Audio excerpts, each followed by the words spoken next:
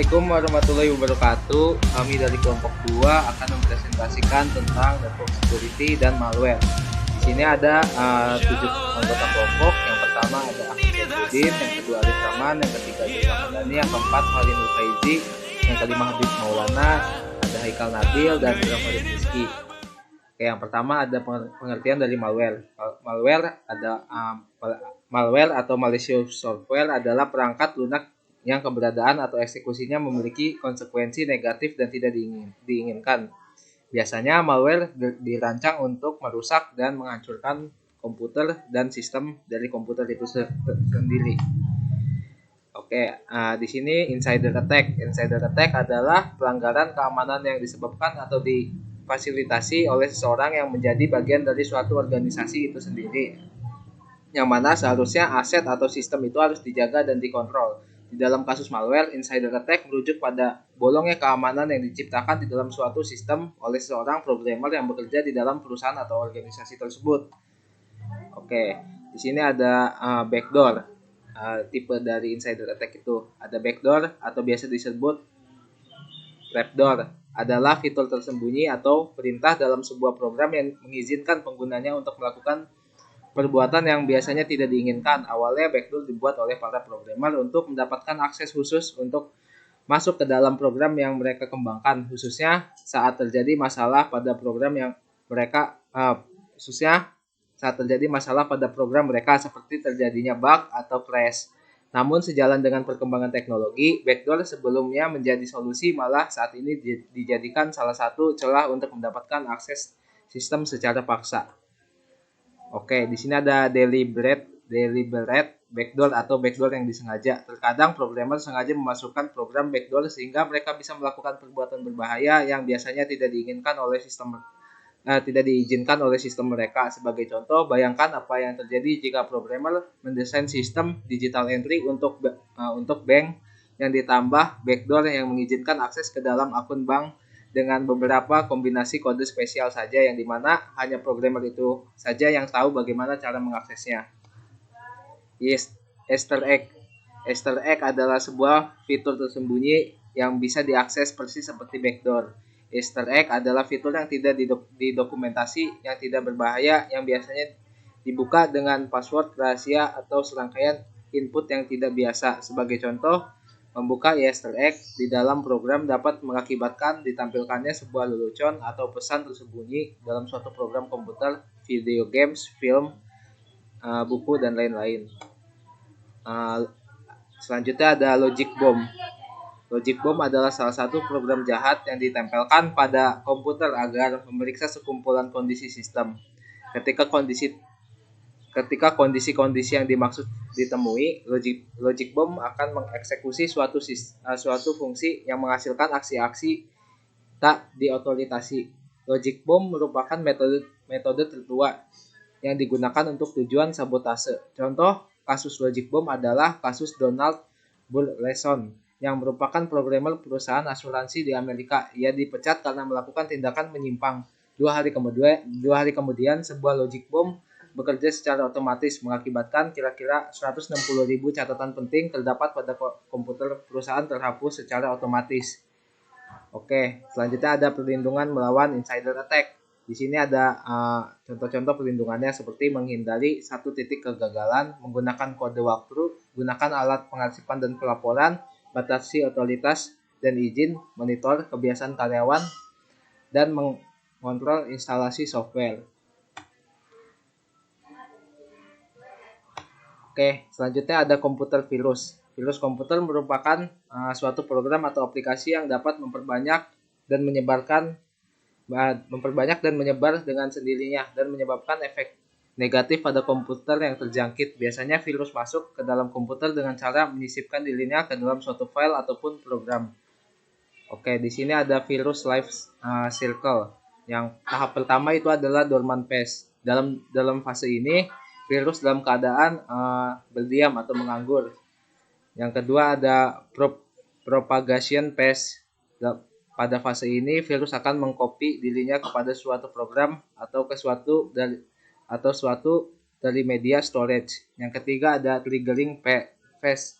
Di fase ini, virus tersebut akan aktif Dan hal ini juga dipicu oleh beberapa kondisi seperti pada dormant phase. Yang keempat ada action phase. Pada fase ini virus yang telah aktif akan melakukan fungsinya seperti menghapus file, menampilkan pesan-pesan, dan sebagainya. Di sini ada tipe-tipe virus. Ada 3 tipe virus, yaitu program virus, virus makro, dan bot sektor virus. Program virus juga dikenal dengan virus file, menginfeksi program dengan memodifikasi file yang berisi kode objeknya. Virus makro juga dikenal dengan virus dokumen. Virus ini diluncurkan ketika sebuah dokumen dibuka pada saat itu, virus kemudian mencari dokumen lain untuk menginfeksi, menyebarkan virus ini. Yang ketiga, bot sektor virus. Virus ini dalam menggandakan dirinya akan memindahkan atau menggantikan bot sektor asli dengan program booting virus. Oke, selanjutnya ada defense against virus atau pertahanan melawan virus. Karena virus komputer memiliki banyak kesamaan dengan virus biologis, maka dengan pertahanan yang tepat kita akan memperoleh wawasan dan pengetahuan tambahan tentang cara penanganan virus, baik dengan bagaimana virus masuk ke dalam sistem kita, bagaimana merusak sistem kita, dan bagaimana cara menangani maupun mencegahnya. Inilah bagaimana cara perlindungan melawan virus-virus. Ada 2 metode yang biasanya dipakai untuk bertahan melawan virus, yaitu satu, metode signature virus, yang kedua ada metode virus detection and quarantine. Metode pertama itu virus signature. Virus signature atau lebih dikenal virus definition adalah satu atau lebih file yang diunduh oleh security program untuk mengidentifikasi sebuah virus komputer. File ini dapat mendeteksi malware dari antivirus atau anti-malware yang mana file-file akan dipindai dan dilihat juga kemungkinan terjadinya security breach pada breach detection system. Assalamualaikum warahmatullahi wabarakatuh. Saya Ahmad Saifuddin, saya akan melanjutkan presentasi dari teman saya, Virus Detection and Quarantine, yaitu melakukan pengecekan file untuk virus yang bisa dilakukan dengan pemindaian berkala pada seluruh sistem file, atau yang lebih efektif secara real time dengan memeriksa setiap file yang baru ditambahkan atau file yang baru diubah. Setiap file yang berisi virus akan disisihkan ke dalam penyimpanan yang dilindungi yang dikenal sebagai quarantine. Setiap program yang dikarantina bisa diperiksa lebih detail untuk memutuskan apa yang harus dilakukan selanjutnya. Encrypted virus yaitu salah satu jenis virus komputer. Jika jenis virus ini terdeteksi, maka dapat menyebabkan masalah serius. Jika perangkat atau sistem kalian terjangkit oleh virus ini, maka virus tersebut akan mengenkripsi semua dokumen penting dan rahasia pada komputer Anda. Contoh dari encrypted virus adalah ransomware dan cryptocurrency. Contoh struktur dari encrypted virus yaitu seperti gambar di sini. Dan contoh kasus encrypted virus ada di gambar ini juga. Dan selanjutnya polymorphic dan metamorphic virus, yaitu teknik lain yang dipakai virus untuk melawan signature atau base detection adalah bermutasi selama ia mereplikasi menciptakan banyak variasi virus yang berbeda.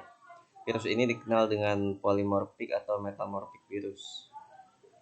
Mendeteksi polymorphic virus ada 3, yaitu satu, berfokus pada fakta bahwa setiap virus mereplika dirinya, kunci enkripsi juga akan berbeda.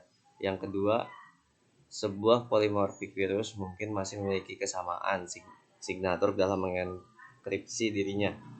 Dan yang ketiga, harus memecahkan decryption kode terlebih dahulu.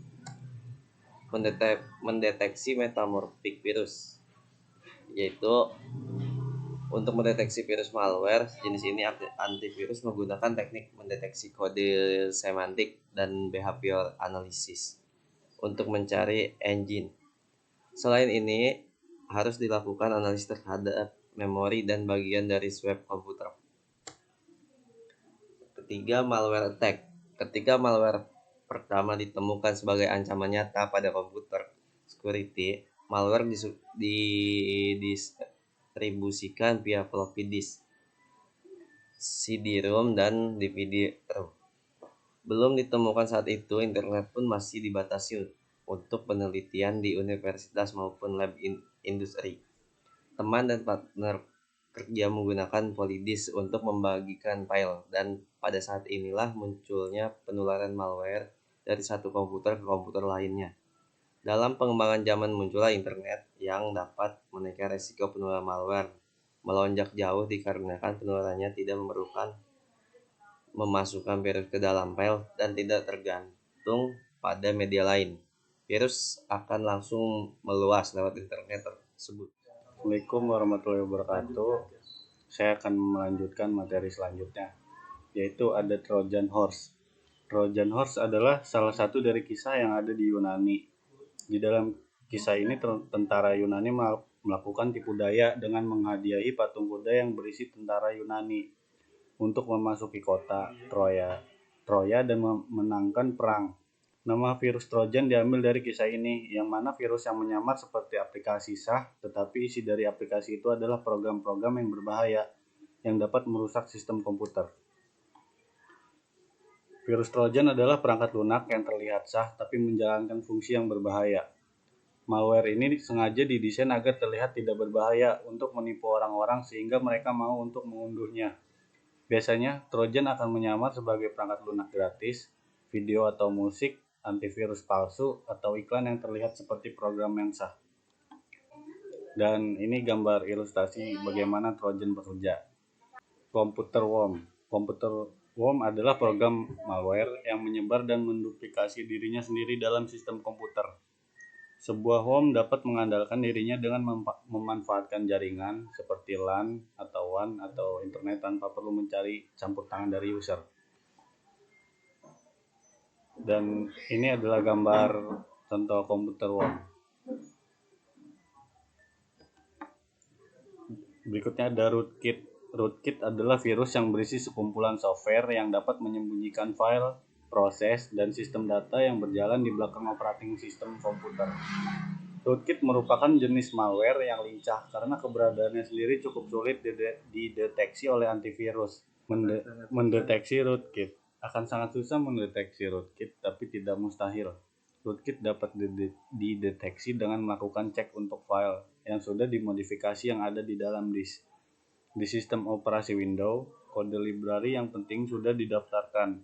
Dengan begitu, jika ada perubahan yang mencurigakan, akan langsung dideteksi. Dan ini adalah contoh program mendeteksi rootkit. Berikutnya ada botnet. Robot network atau botnet adalah sekumpulan jaringan yang terinfeksi oleh malware dan dikendalikan oleh pihak yang disebut sebagai boothidder. Setelah berhasil menginfeksi, peretas dapat memerintah apa saja yang ia mampu, tanpa ada batasan-batasan tertentu. Dan ini adalah ilustrasi program botnet. Dan berikutnya ada privacy in safe software. Privacy in safe software adalah kategori software komputer yang mengabaikan privasi pengguna dan didistribusikan dengan maksud tertentu. Seringkali bersifat komersil atau diperjualbelikan. Ada beberapa contoh dari privacy invest software, yaitu spyware dan yang kedua ada adware. Spyware adalah software yang diinstal secara diam-diam oleh hacker dan digunakan untuk memantau perilaku online korban. Ini adalah contoh ilustrasi spyware. Dan ini contoh jenis-jenis spyware. Yang pertama tuh ada keylogger. Keylogger dirancang untuk merekam aktivitas komputer seperti merekam tombol yang ditekan oleh user, aktivitas email, dan lain-lain. Yang kedua ada screen capturing, mengambil gambar digital dari layar pengguna yang bisa mengekspos informasi penting pengguna. Yang ketiga ada tracking cookies. Tracking cookies digunakan untuk melacak aktivitas pada browser pengguna. Dan yang terakhir ada banking trojan. Software ini dapat memodifikasi halaman web, transaksi, atau menyisipkan transaksi tambahan.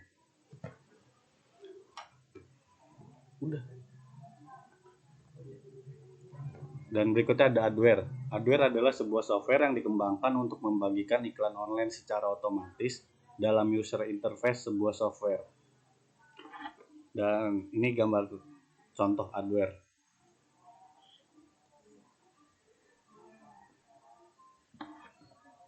Dan berikutnya ada penanggulangan. Yang pertama, gunakan sistem yang beragam sebanyak mungkin, termasuk menggunakan banyak sistem operasi, sistem persiapan dokumen, web browser, dan sistem pemrosesan gambaran dan video. Dan yang kedua, coba batasi menginstal software yang berasal dari perusahaan besar, yang mana perusahaan tersebut pasti punya banyak orang yang berusaha menembus sistem keamanan mereka. Yang ketiga, matikan auto eksekusi otomatis. Dan yang keempat, batasi orang yang mempunyai akses pada sektor-sektor sensitif. Assalamualaikum warahmatullahi wabarakatuh. Di sini saya akan melanjutkan materi yang kedua, yaitu network security. Network security itu berkaitan dengan segala usaha yang dilakukan untuk mengamankan network, khususnya untuk melindungi usability, reliability, integrity, dan safety dari network dan data. Target network security adalah melakukan pencegahan dan menghentikan berbagai threat atau potensi serangan pada network. Network security mencakup komponen hardware dan software.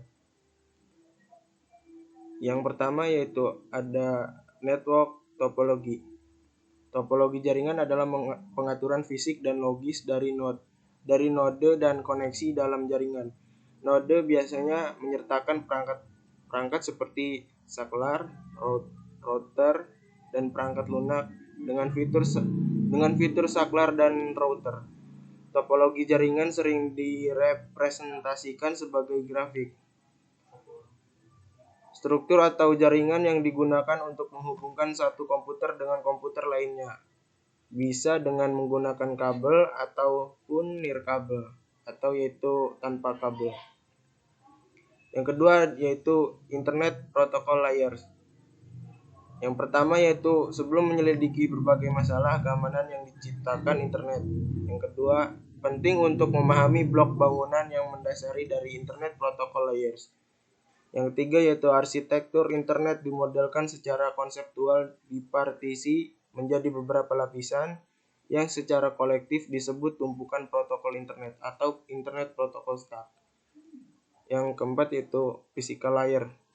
Untuk mendefinisikan media transmisi jaringan, sinkronisasi bit, arsitektur jaringan seperti Ethernet, topologi jaringan, dan pengabelan. Selain itu, level ini juga mendefinisikan bagaimana network interface card atau NIC dapat berinteraksi dengan media kabel atau radio. Yang B yaitu Internet Protocol Layers. 2. Data Link Layers. Untuk menentukan bagaimana bit-bit data dikelompokkan menjadi format yang disebut sebagai frame. Selain itu, pada level ini terjadi koreksi kesalahan atau flow control pengalamatan perangkat keras seperti halnya media access control address atau disebut dengan MAC address, dan menentukan bagaimana perangkat-perangkat jaringan seperti hub, bridge, repeater, dan switch layer 2 beroperasi. Yang ketiga yaitu network layer. Untuk mendefinisikan alamat-alamat IP dan menyediakan fungsi routing sehingga paket dapat dikirim keluar dari segmen network lokal ke suatu tujuan yang berada pada suatu network lain. Selanjutnya yang keempat ada transport layer. Untuk memecah data ke dalam paket-paket data serta memberikan nomor urut ke paket-paket tersebut sehingga dapat disusun kembali pada sisi tujuan setelah diterima. Layer transport data menggunakan protokol seperti UDP dan TCP. Kelima ada application layer. Sebagai antarmuka dengan aplikasi dengan fungsionalitas jaringan, mengatur bagaimana aplikasi dapat mengakses jaringan, dan kemudian membuat pesan-pesan kesalahan. Protokol yang berada dalam lapisan ini adalah HTTP, FTP, SMTP, dan NVS.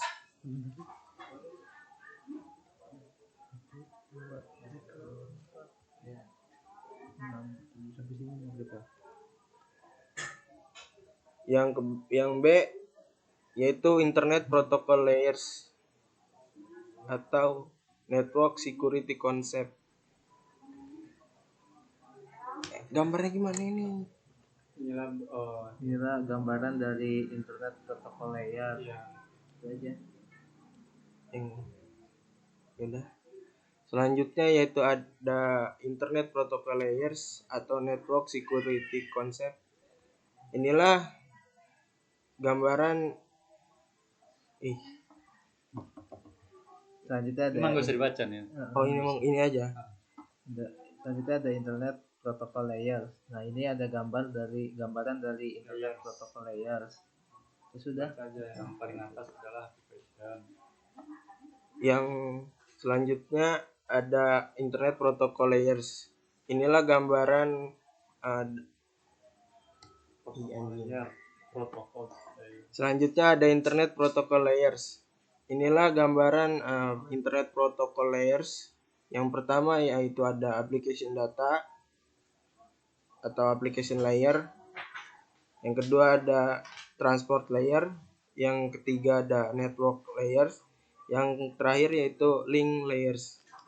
Enkapsulasi paket dalam layers link, network, transport, dan application dari stack atau tumpukan protokol internet. Setiap paket dari lapisan yang lebih tinggi menjadi data untuk paket lapisan bawah berikutnya. Dengan header ditambahkan ke awal dan untuk frames footer ditambahkan di akhir. Yang selanjutnya ada network security issue. Bagaimana jaringan mempengaruhi keamanan komputer? Menurut Garfinkel atau seorang pakar security, komputer security atau keamanan komputer mencakup 4 aspek, yaitu yang pertama privacy atau confidentiality, integrity, authentication, yang terakhir yaitu availability.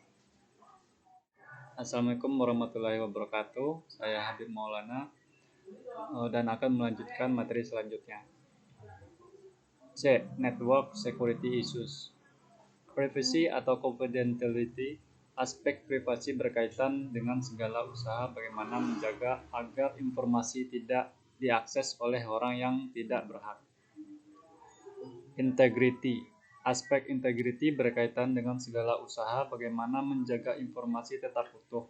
Informasi tidak boleh diubah, baik ditambah ataupun dikurang.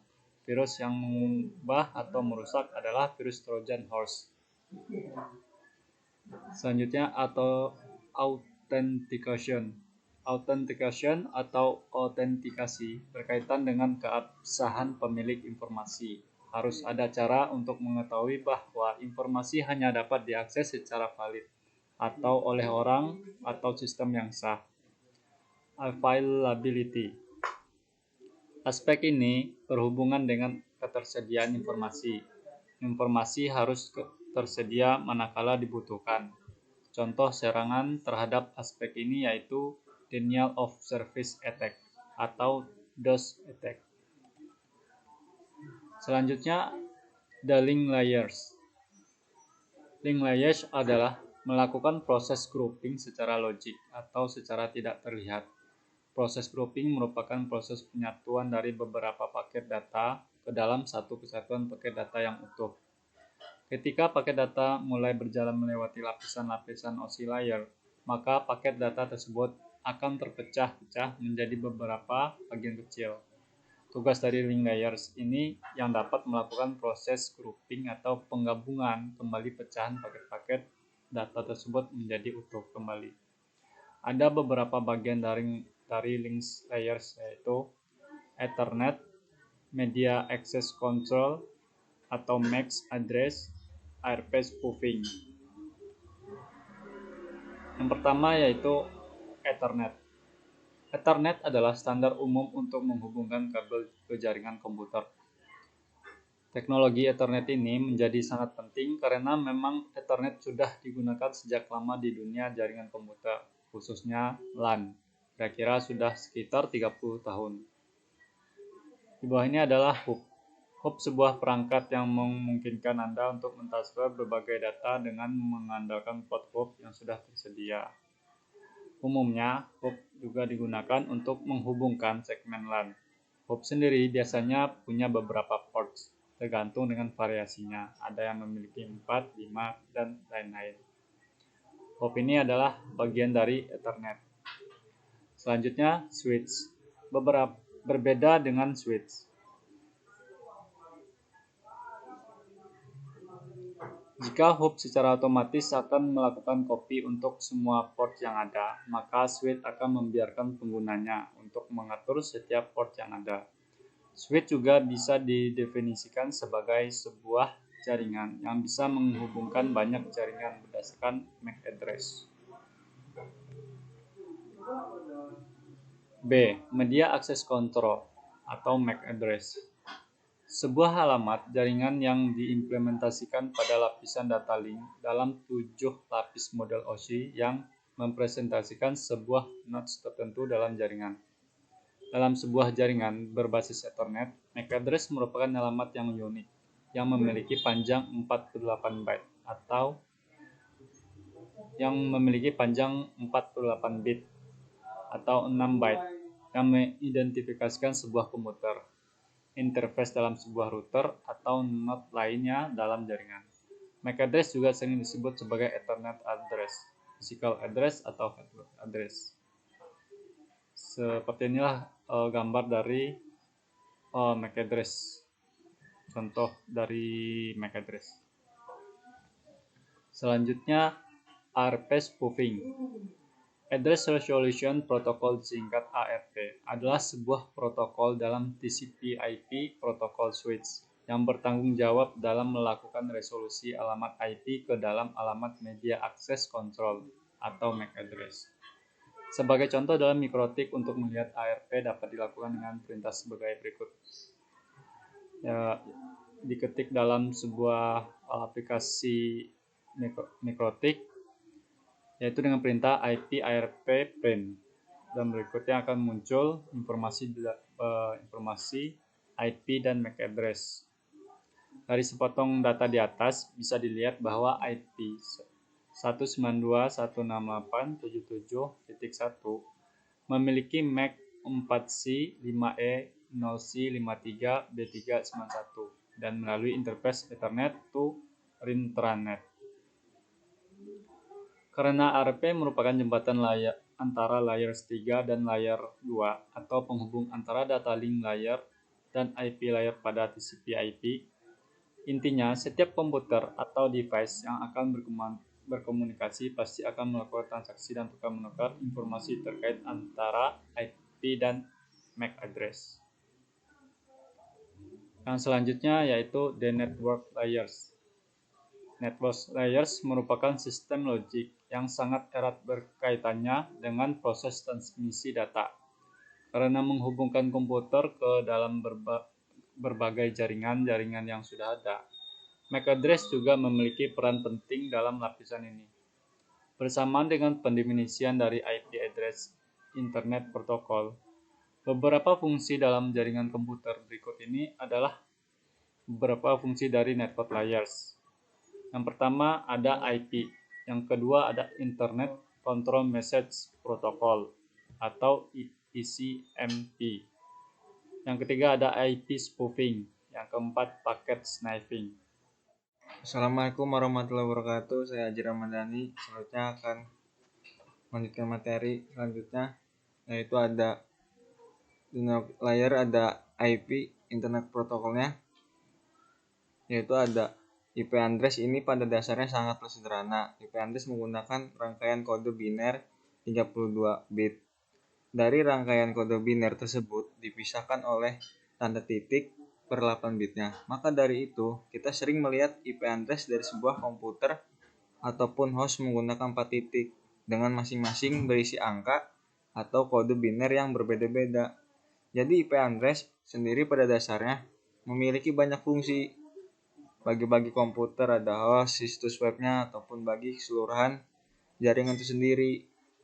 Yang kedua itu ada Internet Control Message Protokolnya.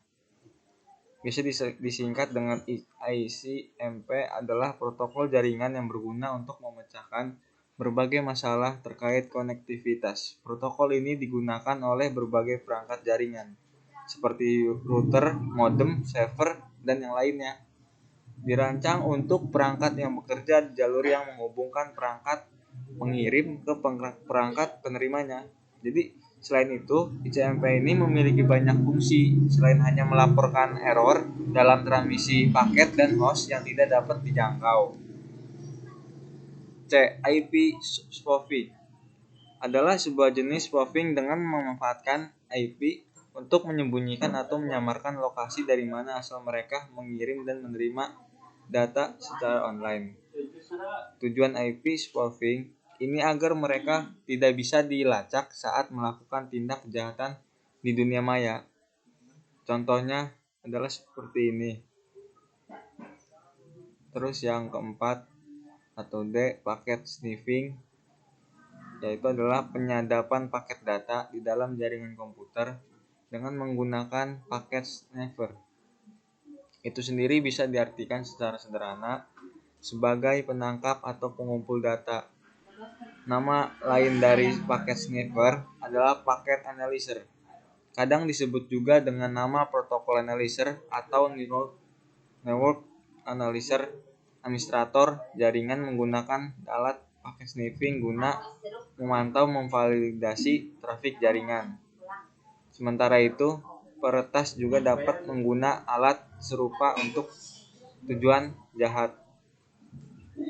Selanjutnya ada pertahanan terhadap paket sniffing. Suatu aktivitas menyadap yang dilakukan dalam jaringan yang sangat sulit untuk dicegah.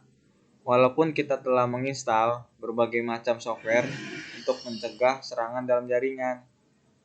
Wireshark merupakan network protocol analyzer, juga termasuk salah satu network analysis tool atau packet sniffer, memungkinkan pengguna mengamati data jaringan yang sedang beroperasi atau dari data yang ada di disk dan langsung melihat dan mensortir data yang tertangkap mulai dari informasi singkat dan detail bagi masing-masing paket termasuk full header dan porsi data dapat diperoleh.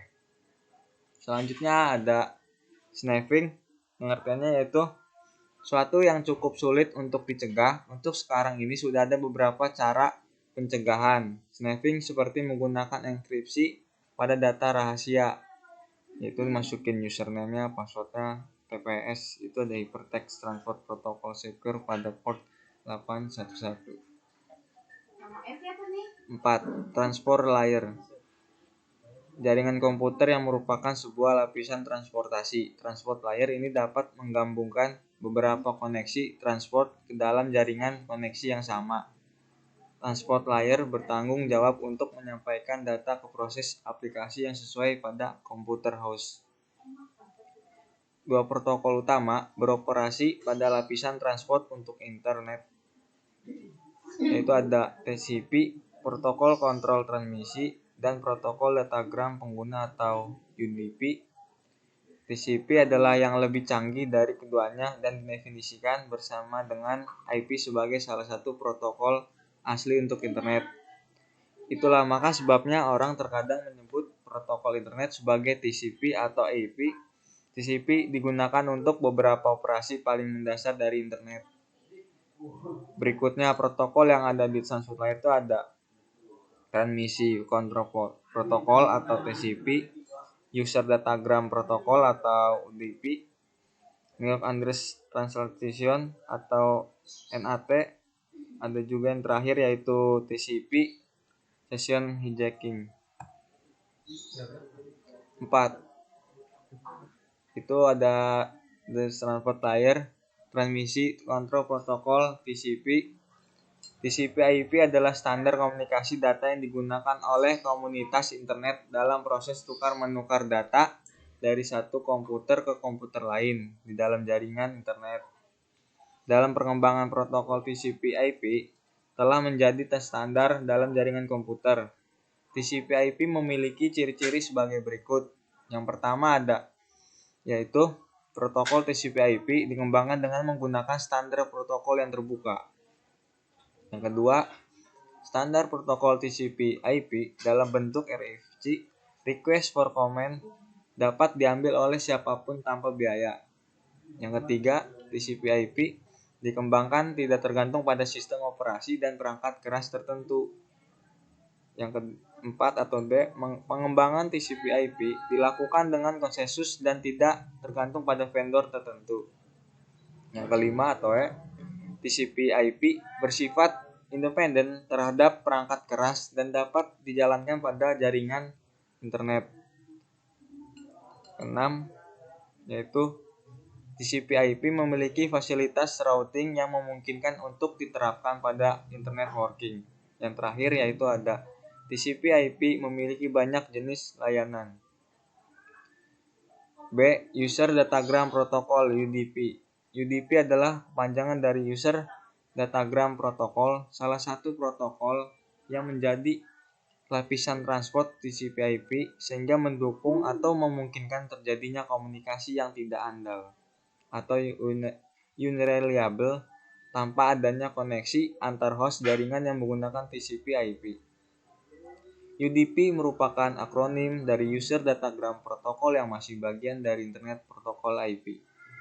UDP digunakan untuk komunikasi sederhana semacam DNS, NTP, DHCP, dan RIP. Dengan pemanfaatan UDP yang tepat, transaksi informasi dapat berlangsung dengan lebih cepat meskipun agak kurang akurat. UDP umumnya digunakan untuk aplikasi-aplikasi yang loss toleran dan rate sensitif seperti video, streaming, dan komunikasi voice. Karena pada aplikasi ini, kehilangan sebagian kecil data masih dapat ditoleransi asalkan jitter dan delay-nya baik. Saya akan melanjutkan dari apa yang telah dipapari. C. Network Address Translation atau disingkat NAT. NAT adalah singkatan dari Network Address Translation yang berarti sebuah sistem atau software yang berfungsi menggabungkan beberapa komputer atau device yang terdapat pada jaringan lokal baik jaringan kabel maupun jaringan wireless (nirkabel) ke jaringan internet global hanya dengan menggunakan satu alamat IP publik.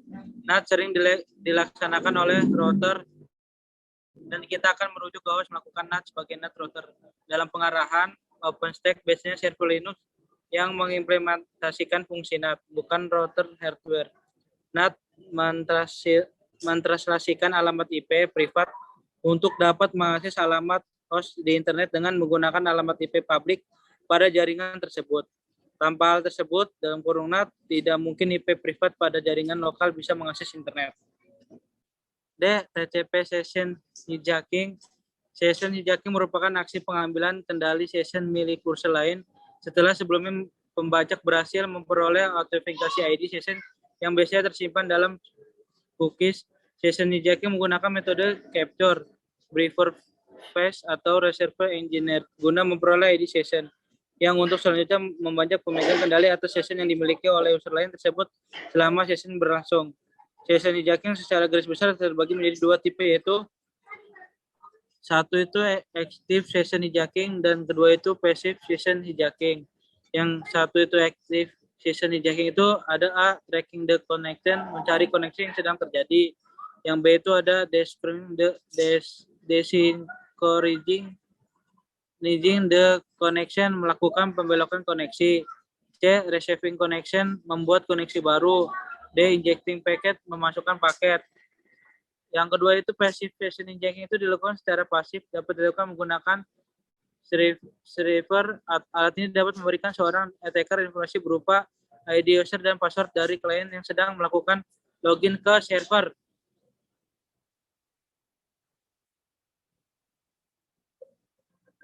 Lima, denial of service attack. Kutipan dalam kutip The Art of War. Kutipan di atas sangat tepat untuk pengamanan jaringan dari komputer di internet karena tidak ada yang aman jika sudah berada di internet. Untuk mengamankan sistem jaringan maka harus diketahui jenis-jenis serangan apa yang akan menyerang sebuah sistem jaringan. Serangan DOS dalam kurung denial of service attack adalah jenis serangan terhadap sebuah komputer atau server di dalam jaringan internet dengan cara menghabiskan sumber dalam kurung resource yang dipunyai oleh komputer tersebut hingga komputer tersebut tidak dapat menjalankan fungsinya dengan berlaku sehingga secara tidak langsung mencegah pengguna lain untuk memperoleh akses layanan dari komputer yang diserang tersebut. Jenis-jenis serangan yang termasuk kategori DOS adalah Yang pertama itu ICMP attack, yang kedua Synfloat attack, yang ketiga Optimist TCP attack, yang keempat Distribute Denial of Service, yang kelima IP Tracebacks. ICMP attack itu dua sederhana serangan yaitu Pling Float dan Smurf. The Pling Float attack ada ICMP membanjiri sumber daya target dengan paket echo request ping. ICMP yang umumnya mengirim paket secepat mungkin tanpa menunggu balasan. Jenis serangan ini dapat menghabiskan bandwidth keluar dan masuk karena server korban akan sering mencoba merespon dengan paket ICMP echo reply mengakibatkan perlambatan sistem secara keseluruhan yang signifikan. Dari sumber attack itu, sumber attack dilakukan dengan pengirim paket IMCP yang di dalamnya membuat alamat IP menjadi target serangan. Jaringan yang menerima paket-paket tersebut kemudian akan mengirimkan respon ke alamat IP target. Semakin banyak respon yang diterima, semakin besar beban yang harus ditanggung oleh target. Pada akhirnya beban akan semakin menumpuk di luar kemampuan target yang dapat mengakibatkan terjadinya crash. Yang B, Synfloat attack. Bentuk serangan denial of service awal adalah serangan Synfloating attack yang pertama kali muncul pada tahun 1996 dan mengeksploitasi terhadap kelemahan yang terdapat dalam protokol transmission control protokol atau dalam kurung TCP dan serang lainnya. Hasilnya dilakukan oleh mengeksploitasi kelemahan yang terdapat di dalam sistem operasi, layanan jaringan atau aplikasi untuk menjadi sistem. Layanan jaringan atau aplikasi tersebut tidak dapat melayani pengguna atau bahkan mengalami crash. Yang ketiga itu Optimist TCP attack. Serangan TCP attack yang optimis adalah serangan penolakan yang lainnya yang membuat mekanisme kontrol kemacetan TCP bekerja melawan dirinya sendiri. Dalam serangan ini, klien nakal mencoba membuat server meningkatkan kecepatan pengirimannya hingga berjalan kehabisan bandwidth dan tidak dapat melayani orang lain secara efektif. Jika dilakukan secara bersamaan terhadap banyak server, serangan ini juga dapat membuat kemacetan luas internet dengan membanjiri sumber daya bandwidth router antara korban dan penyerang. D. Distribute Denial of Service.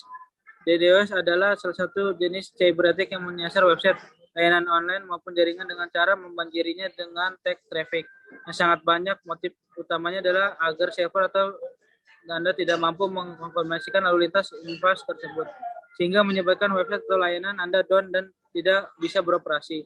Serangan DDoS pertama kali muncul pada 1999. 3 tahun sudah serangan denial of service yang klasik muncul dengan menggunakan serangan Synfloating yang mengakibatkan beberapa server web di internet mengalami downtime.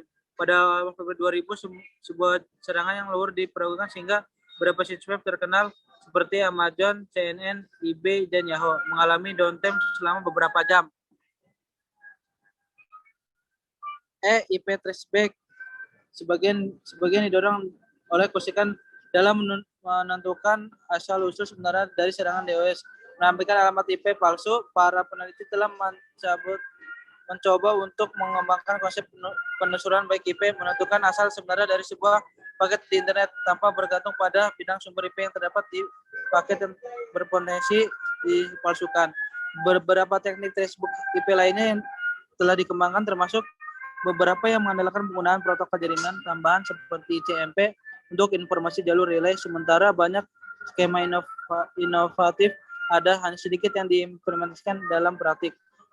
Sebagian karena fakta bahwa teknik ini membutuhkan kerjasama luas dari router internet. Praktek IP adalah contoh teknik yang mencoba memecahkan masalah autentikasi pada lapisan jaringan.